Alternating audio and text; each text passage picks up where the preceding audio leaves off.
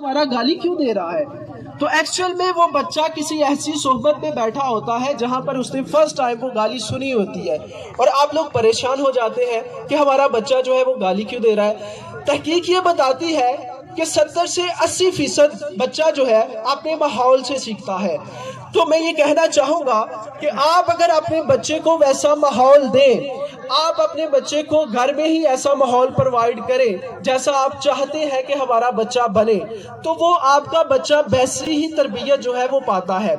تو آپ لوگ تو خوش قسمت ہیں کہ اس ماحول کو پورا پرووائڈ کرنے کے لیے سر صدام صاحب نے ایک اچھا انیشیٹو لیا ہوا ہے۔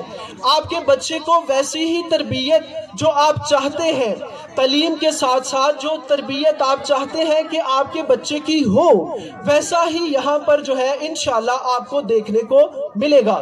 ایک مختصر سا واقعہ اور میں آپ سے پھر اجازت چاہوں گا۔ ایک شکاری ایک دفعہ کیا کرتا ہے کہ ایک باز پال لیتا ہے۔ وہ باز کے پر اتنے بڑھاتا ہے کہ وہ اس کی لمبی پرواز ہو سکے۔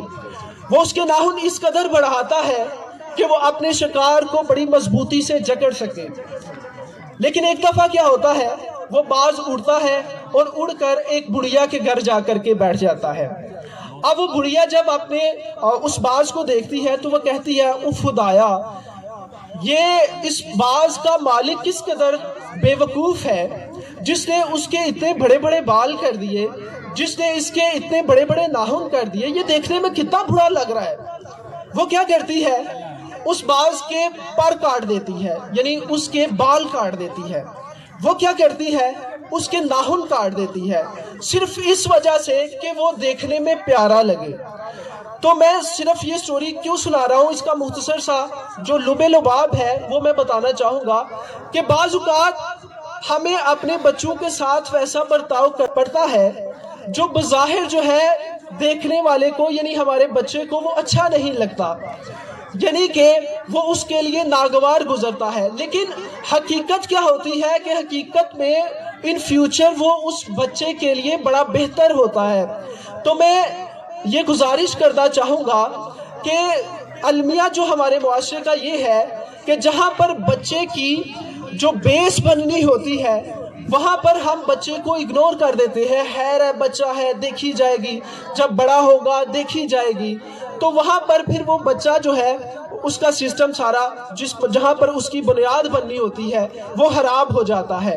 آپ نے اکثر مشہور یہ جملہ سنا بھی ہوگا کہ وہ درخت ہمیشہ مضبوط ہوتا ہے جس کی جڑیں شاندار قسم کی مضبوط ہو، یعنی کہ وہ درخت ہمیشہ مضبوط ہوتا ہے جس کی جڑیں مضبوط ہوں۔ اسی طرح وہی بچہ آگے جا کے ان فیوچر کامیاب ہوتا ہے جس کی بنیاد مضبوط ہو۔ تو اس کے لیے سٹیپ بائی سٹیپ جو ہے وقت تو لگتا ہے، لیکن آپ کو یہ سوچنا ہے کہ اس کے لیے آپ کو اپنے بچے کو کس ادارے میں بھیجنا ہے۔ تو آپ کے لیے یہ ادارہ دا سپیریئر اسکول سسٹم آپ کے لیے یہ ایک ہے بڑا خدا کی نعمت ہے کہ آپ کے پاس یہ موجود ہے۔ آپ نے مشہور مقولہ سنا بھی ہوگا، علم حاصل کرو ہاں تمہیں چین جانا پڑے۔ تو ان دنوں میں چین کا جو سفر تھا بڑا کٹھن تھا، بڑا مشکل تھا۔ اب تو ہوائی جہاز کی بدولت جو ہے وہ سفر بالکل آسان ہو گیا، جو ہم جو ہے وہ چند گھنٹوں میں وہ سفر جو ہے وہ طے کر جاتے ہیں۔